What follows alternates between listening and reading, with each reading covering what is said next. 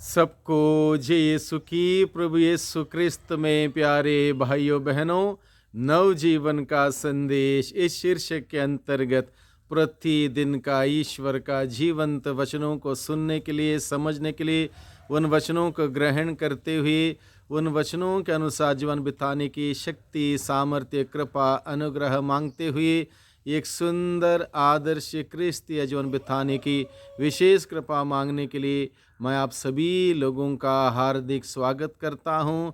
आज दिसंबर की 19 तारीख है, शुक्रवार का दिन है और आज के दिन में हम सबों के लिए मनन चिंतन करने के लिए विषय दिया है संत लूकस के द्वारा रचित सुसमाचार अध्याय 1 पद संख्या 5 से 25 का प्रसंग है। इस प्रसंग में मुख्य रूप से हम लोग देखते हैं कि ईश्वर कैसे एक साधारण लोगों के साथ कार्य करता है, उन्हें इज्जत देता है, उन्हें शंगाई देता है, उन्हें खुशियाँ देता है और अपनी अद्भुत योजना सीधे साधे साधारण लोगों के द्वारा प्रकट करता है।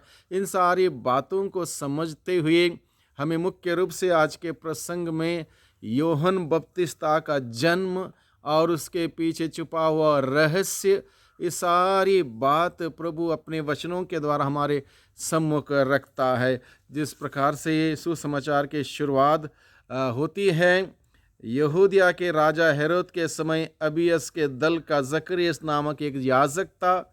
उसकी पत्नी हारून वंश की थी और उसका नाम एलिजबेथ था। ये जकरियस और एलिजबेथ ये दोनों ईश भक्त थे, दृढ़ विश्वास करने वाले, प्रार्थना करने वाले, पवित्रता का जीवन जीने वाले। जिस प्रकार से सुसमाचार बताता है, वे दोनों ईश्वर की दृष्टि में धार्मिक थे। वे प्रभु के सब आज्ञाओं और नियमों का निर्दोष आचरण करते थे। इस बात का जिक्र किया गया, केवल कहने की बात नहीं बल्कि ईश्वर की दृष्टि में उन्होंने उचित जीवन बिताया, धार्मिक जीवन बिताया, ईश्वर की आज्ञाओं का पालन किया। फिर भी उन्हें संतान नहीं थी। बाइबल बताता है क्योंकि एलिजबेथ बांझ थी और दोनों बूढ़े हो चले थे। जकरियस नियुक्ति के क्रम से अपने दल के साथ याजक का कार्य कर रहा था। किसी दिन याजक की प्रथा के अनुसार उसके नाम चिट्ठी निकली कि वह प्रभु के मंदिर में प्रवेश कर धूप जलाएं। धूप जलाने के समय सारी जनता बाहर प्रार्थना कर रही थी। इस प्रकार से हम देखते हैं जकरियस और एलिजबेथ के जीवन में संतान की आशीष नहीं थी, वरदान नहीं था। यद्यपि वे ईश्वर की इच्छा पूरी करते थे, वचन के अनुसार चलते थे, धार्मिक जीवन बिताते थे, फिर भी एक प्रकार का अभिशाप जैसे लगता था, क्योंकि संतान नहीं होना अभिशाप के भांति माना जाता था। फिर भी ये लोग धार्मिक लोग थे, इसलिए ईश्वर के खिलाफ नहीं बुनबुनाते हैं, अपने धार्मिक जीवन को बरकरार रखते हैं, पवित्रता बरकरार रखते हैं, ईश्वर के आदेश का पालन करते हैं। और जकरियस एक याजक होने के नाते उसकी बारी आती है मंदिर में जाके, प्रभु के मंदिर में जाके धूप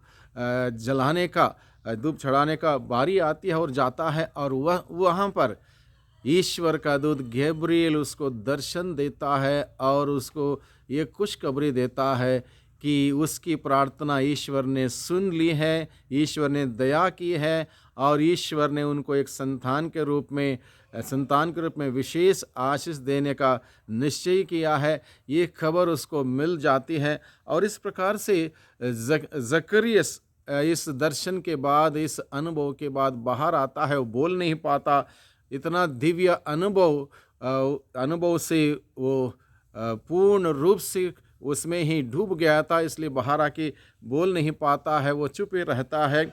और उसके बाद ईश्वर के वादे के मुताबिक एलिजबेथ यूहन्ना बपतिस्ता को गर्भ में धारण करती है और यूहन्ना बपतिस्ता के बारे में बताया गया कि वो ईश्वर के दृष्टि में एक महान व्यक्ति होगा और ईश्वर के पुत्र यीशु मसीह को इस धरती पर आने के लिए अग्रसूत्र बनेगा, लोगों को तैयार करेगा।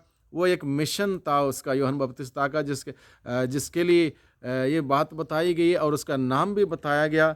इस प्रकार से ईश्वर ने अद्भुत कार्य किया, जकरियस और एलिजाबेथ के जीवन में अद्भुत कार्य किया। उनकी जीवन में जो संकट था, समाज में जो कलंक था, उसको ईश्वर ने मिटाया। ईश्वर साधारण तरीके से साधारण लोगों के द्वारा अपनी महान अद्भुत योजना प्रकट करता है। जिस प्रकार से आज के सुसमाचार में हम सुनते हैं, यूहन्ना बपतिस्ता का जन्म का साथ जुड़ी हुई सारी बातें और जकरियस और एलिजाबेथ का जीवन, उदाहरण का जीवन के बारे में हम सुनते हैं।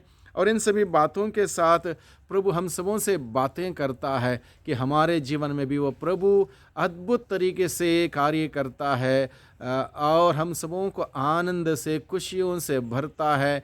सारी हमारी गुनाह गलती माफ़ करते हुए हमें इज़्ज़त और सम्मान से भरता है। इस प्रकार से वो ईश्वर निरंतर हम सबों के साथ जुड़ा हुआ है, हमारे सुख दुख में हमारे साथ है। इसलिए हमें ईश्वर पर भरोसा रखना है, विश्वास रखना है, उसकी आज्ञाओं का सुनना है, उसकी योजना के अनुसार जीवन बिताना है, पवित्र जीवन बिताना है। और ईश्वर अपनी योजना के तहत हम सबों को पुरस्कृत करेगा, मान सम्मान इज्जत से भर देगा, अपने प्यार से भरपूर करेगा। वो खुशियाँ आनंद हम सबों को देगा। जिस प्रकार से जकरियस और एलिजाबेथ के जीवन में उस प्रभु ने अनुग्रह पर अनुग्रह बरसाया, वही प्रभु हम सबों के जीवन में भी अनुग्रह पर अनुग्रह बरसाएगा। ज़रूरत इस बात की है, जिस प्रकार से एलिजाबेथ ने और जकरियस ने पवित्र जीवन बिताया, धार्मिकता का जीवन बिताया, ईश्वर की आज्ञा का सुना, पालन किया। हम भी ईश्वर की आज्ञाओं को सुने, उसका पालन करें, धार्मिक जीवन बिताएं, पवित्र जीवन बिताएं और प्रभु निश्चित रूप से हम सबों को पुरस्कार देगा। हमारा त्याग तपस्या का, बलिदान का पुरस्कार ज़रूर ईश्वर हमें देगा। इसलिए हम आज के दिन में प्रभु का वचन सुनकर जकरियस और एलिजाबेथ के भांति पवित्र निर्दोष जीवन बिताने का प्रयास करते रहें और प्रभु की आशीष हमें मिलती रहेगी और हम सबों को वो प्रभु की खुशियाँ, अपार खुशियाँ, आनंद निरंतर हमें प्राप्त होता रहेगा। प्रभु की आशीष बरकत हम सबों को निरंतर मिले। सबको धन्यवाद। सबको जय यीशु की।